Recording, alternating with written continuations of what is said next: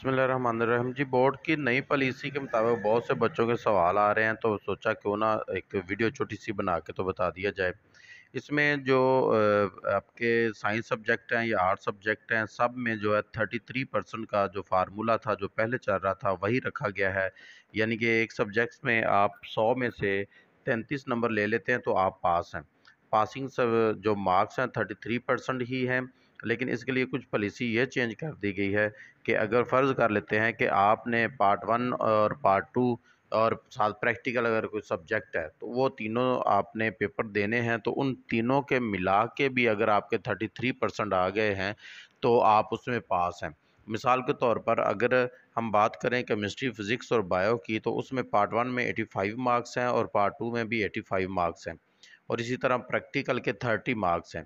अब आपने इन तीन चीज़ों से यानी कि पार्ट 1, पार्ट 2 और प्रैक्टिकल, इन तीनों में से मिला के तो आपने 66 नंबर ले लिए तो आपका इम्तिहान वो पास है।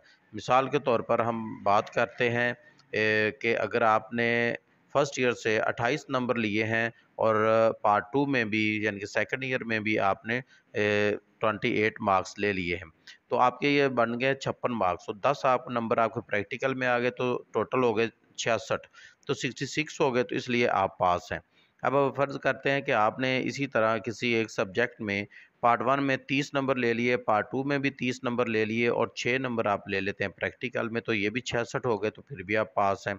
इसी तरह आप फ़र्ज़ कर लें पार्ट 1 से आप 33 नंबर लें, पार्ट 2 में से भी 33 नंबर लें और प्रैक्टिकल में आप 0 नंबर लें, तो फिर भी इसके बावजूद आपको पास कर दिया जाएगा, क्योंकि आपके टोटल जो है 66 नंबर हो गए हैं।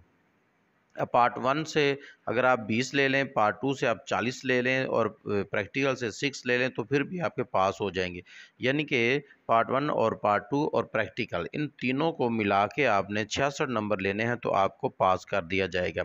इसके अलावा दूसरे जितनी भी चीज़ें होंगी, अगर आपने फ़र्ज़ कर लेते हैं कि पार्ट 1 में आपने पेपर में से कम नंबर लिए, पार्ट 2 से भी कम हो गए, प्रैक्टिकल, इन सब के मिला के भी अगर आपके 66 नंबर नहीं बनते तो फिर आपको फेल किया जाएगा।